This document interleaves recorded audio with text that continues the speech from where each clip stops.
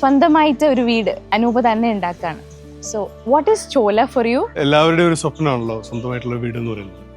പ്രത്യേകിച്ചും ഒരു designer couple ആവുമ്പോൾ നമുക്ക് കുറച്ചുകൂടി അത് ഒരു ഓപ്പർച്യൂണിറ്റിയാണ്. പക്ഷേ അതുപോലെ തന്നെ ഒരു ചലഞ്ചുമാണ്. ഒരു തെറ്റില്ലാത്ത രീതിയിൽ എന്തെങ്കിലും ചെയ്തെടുക്കുക എന്നുള്ള ഒരു പ്രഷർ ഉണ്ട്. പക്ഷെ അതിനേക്കാൾ ഉപരി വ്യത്യസ്തമായിട്ട് എന്തെങ്കിലും ചെയ്യണം എന്നുള്ളൊരു ചിന്തയും അതിന്റെ കൂടെ ഉണ്ടാവും. തീർച്ചയായിട്ടും ഒരു ചെറിയൊരു കോൺഷ്യസ് എഫേർട്ട് അതിലുണ്ടാവും. നമ്മളൊരു ഡിഫറെന്റ് ആയിട്ട് എന്തെങ്കിലും ചെയ്യണം, അല്ലെങ്കിൽ നമ്മൾ ഇതാണ് നമ്മൾ പ്രാക്ടീസ് ചെയ്യണം എന്നുള്ളത് മറ്റുള്ളവരെ അറിയിക്കുക അല്ലെങ്കിൽ കാണിക്കുക എന്നുള്ളൊരു ഇത് കൂടി ഇതിന് പിന്നിലുണ്ട്.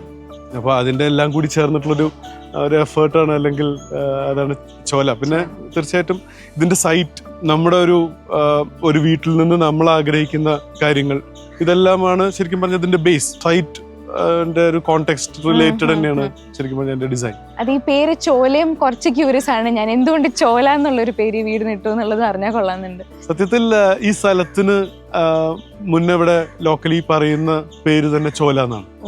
കാര്യം കൃഷിക്ക് വേണ്ടിയിട്ട് എനിക്ക് തോന്നുന്നു വെള്ളം എടുത്തിരുന്ന ഒരു സ്ഥലമാണ് ഈ ഭാഗം.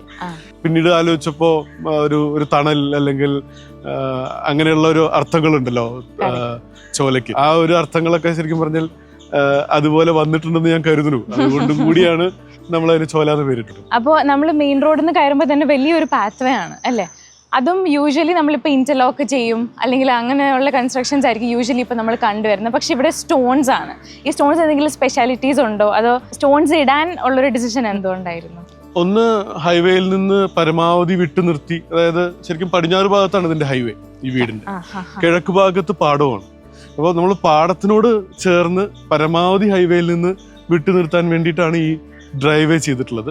ഇത് കംപ്ലീറ്റ് ഈ പഴയ തറവാടുകളിൽ നിന്ന് ശേഖരിച്ചെടുത്ത ഡ്രസ്ഡ് ആയിട്ടുള്ള സ്റ്റോൺ ആണ്. കറക്റ്റ് നമുക്ക് അത്യാവശ്യത്തിന് ഒരു കാറ് കയറി വരാവുന്ന വിഡ്ത്തിൽ മാത്രമേ നമ്മൾ പേവിങ് കൊടുത്തിട്ടുള്ളൂ. പിന്നെ വരുമ്പോൾ പോച്ചാണ്, അത്യാവശ്യം വലിയൊരു പോച്ച് തന്നെയാണ്. ജസ്റ്റ് കയറി വരാനുള്ള നല്ലൊരു പോച്ച്. പിന്നെ അവിടുന്ന് ആ സൈഡിലും കുറേ പ്ലാന്റ്സും ട്രീസും ഒക്കെ ചെയ്തിട്ടുണ്ട്.